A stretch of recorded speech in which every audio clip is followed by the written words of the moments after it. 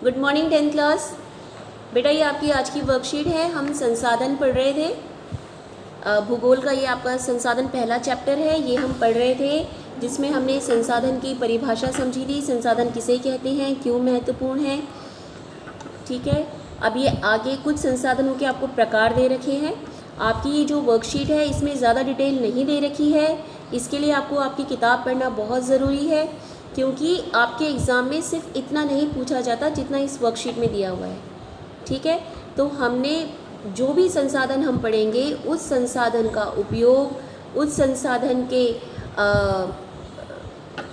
हास होने के कारण, उस संसाधन के संरक्षण के उपाय, ये सब हमें पढ़ना है। ठीक है, जैसे हमारा पहला संसाधन है भूमि। ठीक है, तो हमें भूमि के बारे में क्या क्या पढ़ना है।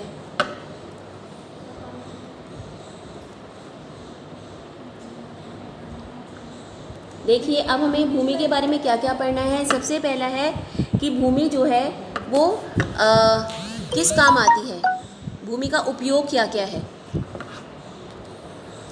आपका जो भूमि है, भूमि किन किन कामों के लिए उपयोग की जाती है। कृषि के लिए भूमि चाहिए, सड़कों के निर्माण के लिए भूमि चाहिए, उद्योगों की स्थापना, मतलब हर कार्य के लिए आपको भूमि की आवश्यकता होती है। तो पेपर में ये क्वेश्चन आता है कि भूमि का उपयोग किन किन कार्यों के लिए किया जाता है। 1 नंबर का ये क्वेश्चन आता है, तो आप कोई भी 2 कार्य 3 कार्य आप लिख सकते हैं। इसके अलावा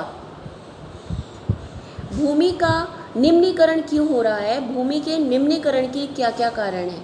निम्नीकरण अर्थात भूमि का जो हास हो रहा है, भूमि की क्वालिटी में गिरावट आ रही है, उसकी क्या क्या कारण है, ये भी आपको पढ़ना है। और इसके संरक्षण के क्या क्या उपाय हैं।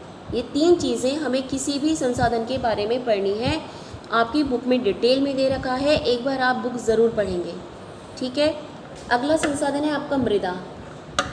मृदा बहुत ही महत्वपूर्ण संसाधन है।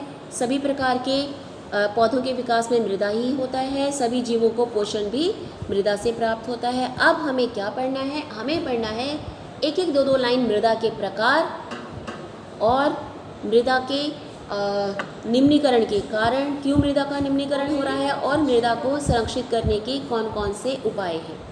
ये हमें पढ़ना है अपनी बुक से। ठीक है, क्योंकि आपकी इस वर्कशीट में थोड़ा थोड़ा दे रखा है, इसलिए सिर्फ इंट्रोडक्शन है। अगला है आपका जल। जल आपको पता है, जल के बिना तो आप जीवन की कल्पना भी नहीं कर सकते।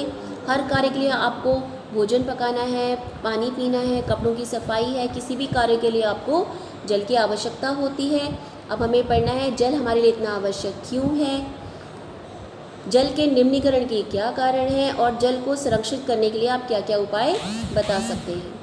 अगला है आपका प्राकृतिक वनस्पति। आपको पता है वनस्पतियाँ बहुत ही बहुमूल्य संसाधन हैं। आपको लकड़ी देते हैं, ऑक्सीजन देते हैं, प्राणियों को आश्रय देते हैं, है ना। इसके अलावा बहुत सारी चीज़ें आपको प्राकृतिक वनस्पतियों से मिलती हैं। फिर हमें फिर वही पढ़ना है प्राकृतिक वनस्पति के निम्नीकरण के कारण और संरक्षण के उपाय। अगला है वन्यजीव।